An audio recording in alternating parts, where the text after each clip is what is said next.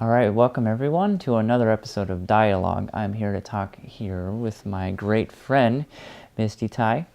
For those of you in my audience, Misty Ty is one of my very biggest inspirations in the world of television. So Misty has a very long and deep story in her career history.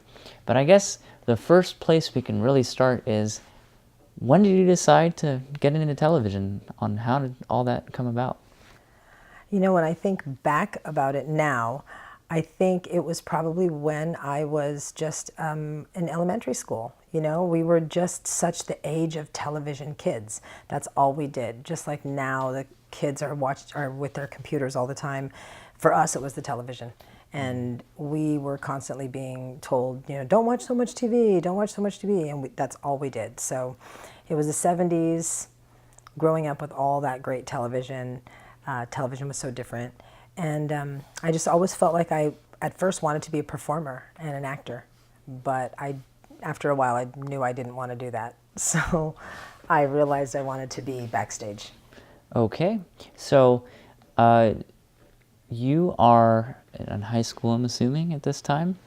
At one point, did you decide backstage is it, and here's my career path, and this is how I'm going to embark?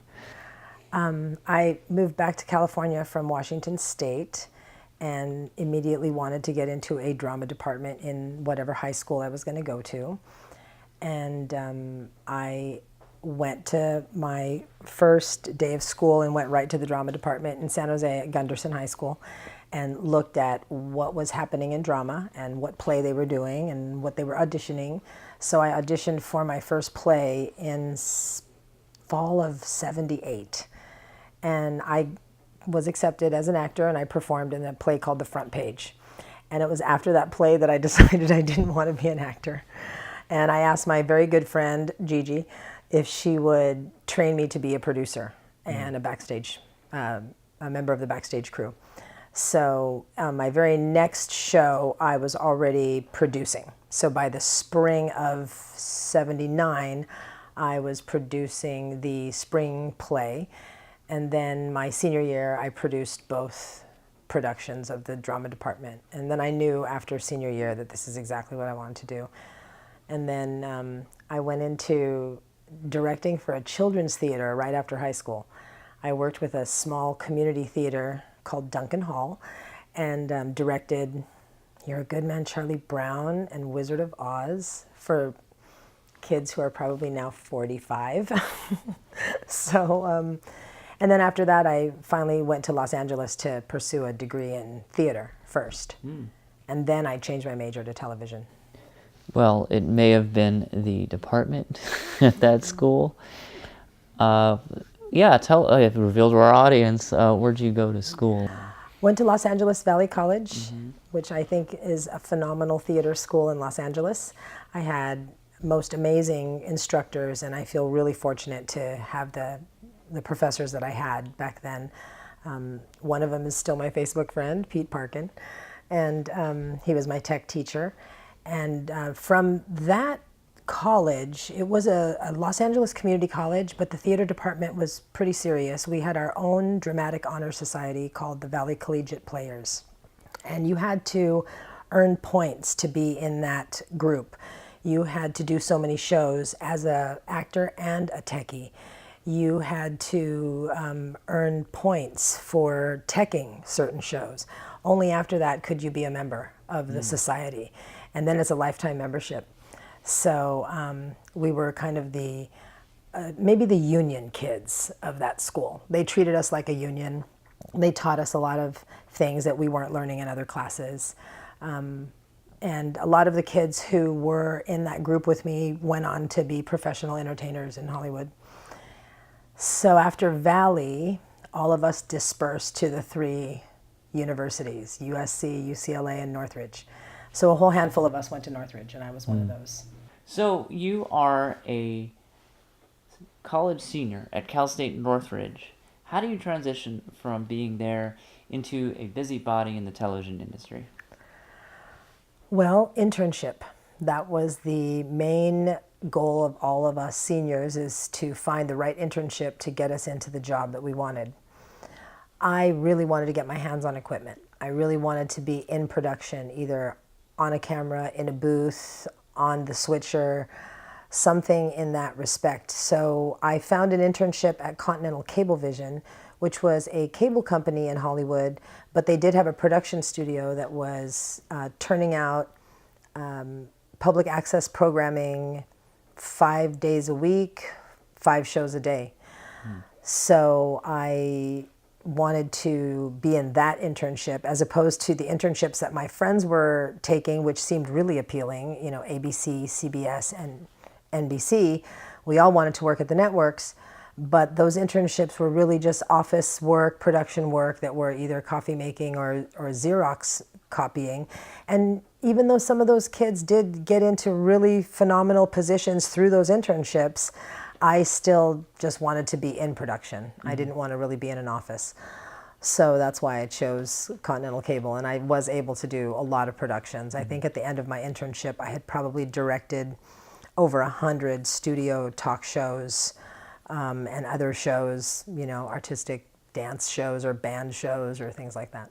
So at this point in your career, you're absolutely a Jill of all trades. You have your hands on everything television. You're technical directing, you're doing camera work, you're on set, or doing whatever they need you to do.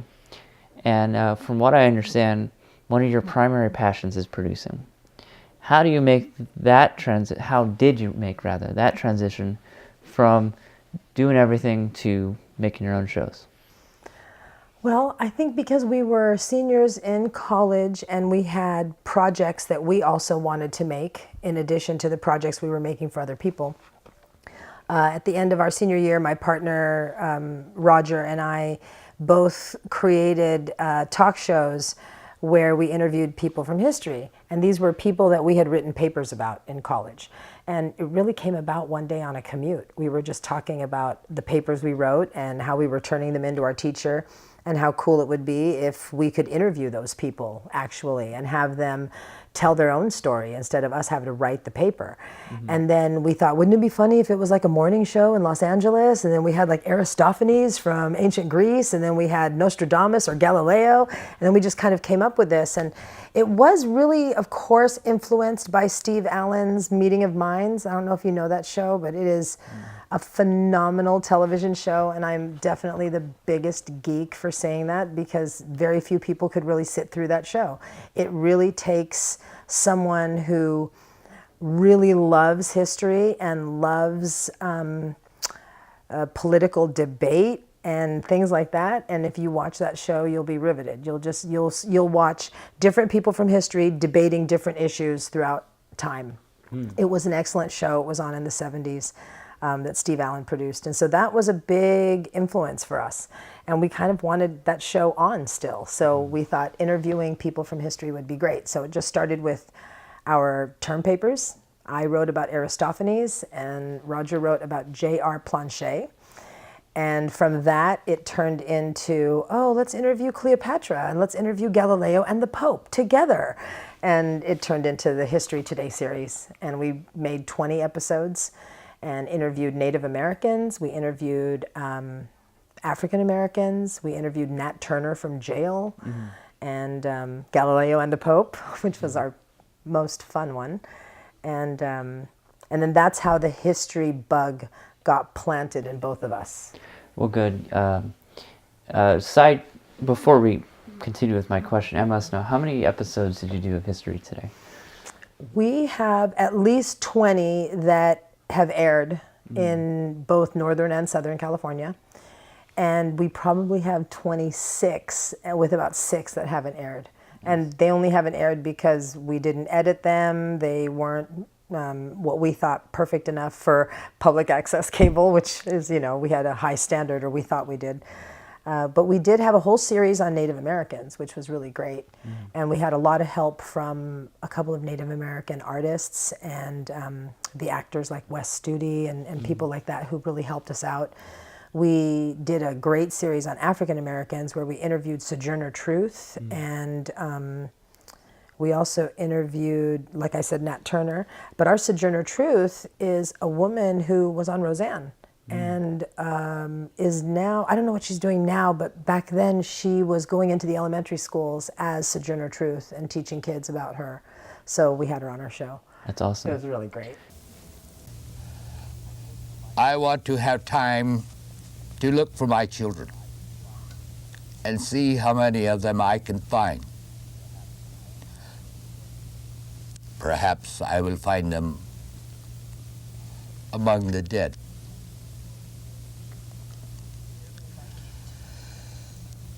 Hear me, my chiefs. I am tired, and my heart is sick and sad. From where the sun now stands, I will fight no more forever.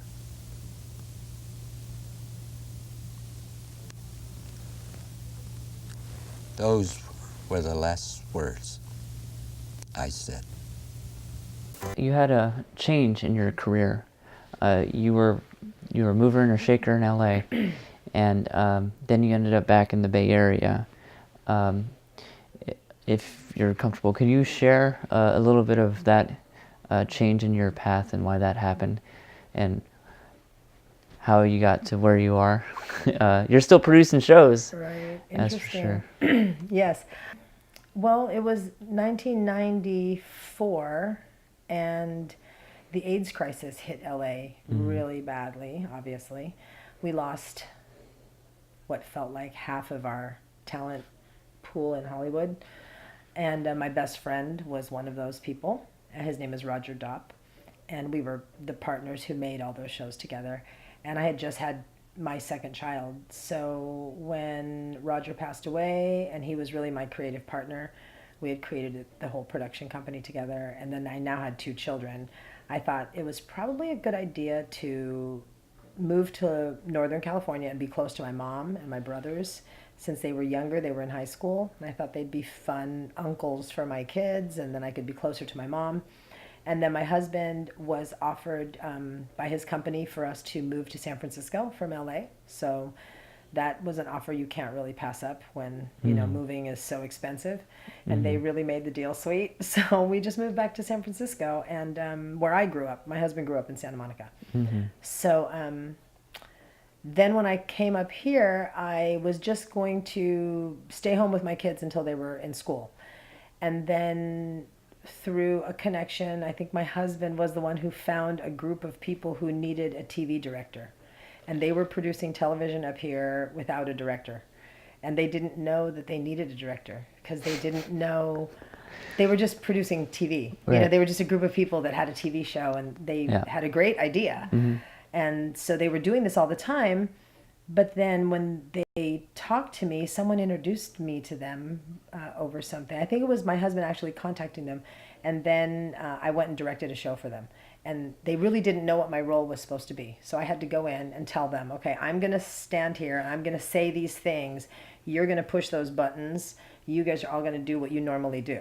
So what was happening is the technical director never had a director. Right. So he was actually directing and didn't actually know he was directing. So it was one of those just guy quiet at the board switchers. Yeah. And then so once I directed for him, he was like, "Oh my God, this is so great that you're doing this." And I said, "Yeah, that's your job's supposed to be like that." Yeah, You know? you're not supposed to do everything. Right. you Relax. know? Because it is really hard to direct in TV. Oh, it is I so mean, hard. And sure, all of us have had to do it or done it, and some people will say, "Oh, it's just pushing buttons," which is like a sacrilege. Because I can't imagine, no one's job is just pushing buttons in the booth, right? Yeah, because TDs have to be Oh my God. 30 seconds ahead and setting up TD shots. has to think for me.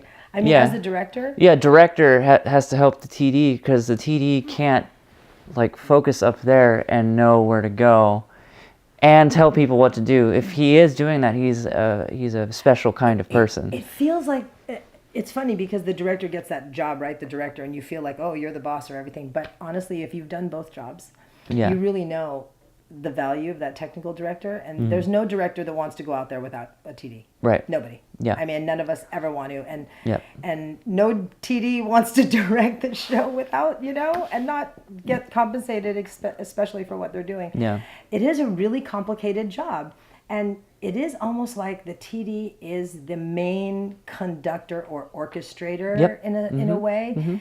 And then even though the director I know is the conductor, but it's just you can't have one without the other. Well, that's a very good actually analogy, because if you're watching an orchestra, there is a director behind the entire technical team in that. True, because there's a musical director and a conductor. Correct. Yeah. You're right. And they hate it when they have to do the same thing. Yeah. When the musical director has to be the conductor. That's absolutely true. Yeah. So television is just one of your many passions. Another passion you have is teaching, and I know you're passionate about shepherding in this next generation to appreciate certain things. One of the many things you teach is television to whoever is willing to learn nowadays. But you also teach history. So I don't know which of those you really want to cover first, but I am just interested in how you got into teaching, since you did have such a different career path before. It is so different. I got into teaching because I found out, and a lot of people don't know this, that if you have a bachelor's degree, you can literally waltz into a school district and get a job as a substitute teacher. I mean, I was really not trained to be a teacher at all. I had no training other than teaching theater, because I mean, I've worked at different theaters where a lot of times people who work at the theater, there's a conservatory for the kids, and then they'll get us professionals to teach in that conservatory. So I would teach stage management or dance or musical theater or whatever my specialties would be. And then the actors will teach acting, and then they'll have a conservatory. So I've taught like that, and I've taught dance, a lot of dance, but I had never been in a classroom, a traditional classroom. So when I was working here in theater, I worked at a union theater in Concord, California, which is kind of amazing to have a union theater here. But it closed down, like many other theaters did close down in the past decade. So I went into teaching so I could be a substitute teacher. So let me edit right here. So I went into substitute teaching and found that to be really fun and also very challenging, because the kids always give the sub a bad time. And then I started to sub only the drama classes and the band classes and dance classes. So then I became known as the sub for my district in those arts classes, which is really fun. And then after a while, I've decided to go and get my teaching credential so that I can choose to have a job for a year or choose not to. Yeah, subbing, unfortunately, is less consistent than teachers would like. But if you were to start teaching tomorrow, hypothetically, what type of class would you like to teach? Well, right now, I'm getting my credential in English because my degree is in theater, and that's where they will place you.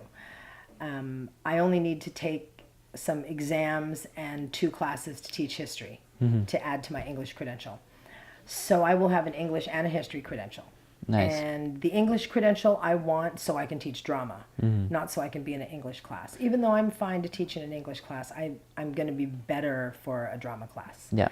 And as far as history goes, I definitely want to teach history, and I feel like I could retire and spend the rest of my life just teaching history if I had to, because it's so exciting to introduce people, children or adults, to concepts they've never heard of before. I love telling people that a teenager invented television. Philo T. Farnsworth. Farnsworth. Right. Was That's that right. right? Philo, Philo T. Farnsworth. Yeah. I love that story that a young boy had this idea and would not stop pursuing the idea and had the help of a teacher to foster him until he was a teenager and made this idea happen with, of course, help, money, financial help. And because of that teenager, we all have a television in our pocket. Yeah. And so that's what I love about teenagers, is that And I think a lot of people would say this about their careers. A lot of people had these ideas when they were teenagers, and then they grow up and become that thing. And then if you talk to them about it, you're going to find that they thought of this when they were probably around 12, 10 or 12. Yeah. Most musicians, there's going to be very few musicians that started at 20, you know? They all started really young. So it's nice to be with these teenagers so that you can see them develop their skills and their passions. Yeah, it's so important to really harbor the next generations, because you're right.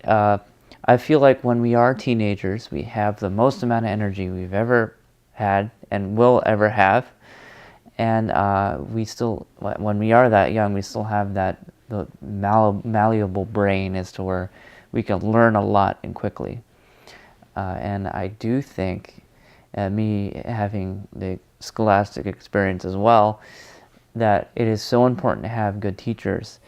And not just in the traditional math and English sense. I think history is probably right up there with them. Everyone should learn history, because it does help create an appreciation for things, which is important. What I think is way more important, actually, is they can just improve their future as well as appreciate culture.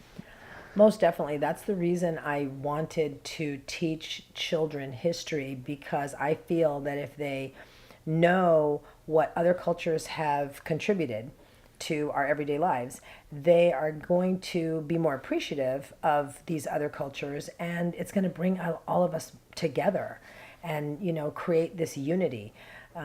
I think that's what's important for kids right now. If they know the history of where they've been, where they live, where they've come from, and where their parents or their grandparents have come from, then they have a greater understanding of why things are. And all those questions that people ask, you know, why is it like this? Why did that happen? All those questions can be answered with history.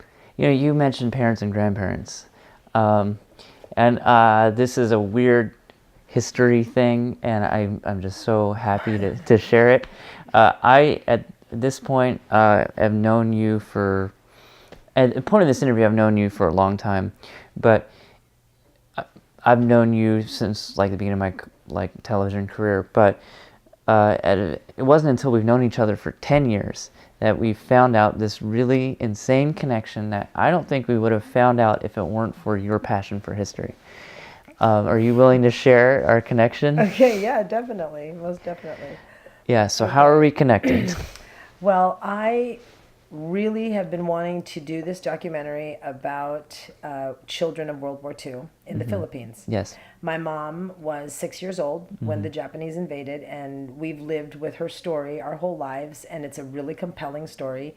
And I realized based on that there are a lot of compelling stories from children of the Philippines who grew up during that time in World War II. And it was important that we had their stories before they left us. And most of them are in their 80s right now. So I kept talking about this documentary, and then you told me your grandmother was from the Philippines. And I remember that day when I thought, what, really, you're Filipino too? It was really interesting. And then I was just thinking that we both had stories of my mother and your grandmother and their life in the Philippines during the war.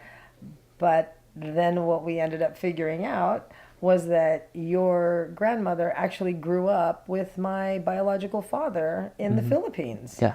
So we're even more connected than we even thought, and we had already been working together 10 years. Yeah, on many, many projects. To introduce one more project that we've been working on together to our audience, as you mentioned, you've been wanting to do a World War II documentary about the children of the Philippines. And to share with our audience, we are doing that. We have gotten a couple interviews. We're getting more interviews. And just for our audience to see, here's just some of the footage we've collected. In this video, you'll hear from the children of the Pacific during World War II. These children are now in their 80s, and their memories are captivating. just like you see in the movies, wood burning and stuff like that. I did see, we saw one body. They were forever changed, and all of them lost their innocence after that fateful day on December 8th, 1941, when the American colony was bombed in a surprise attack by Japanese forces.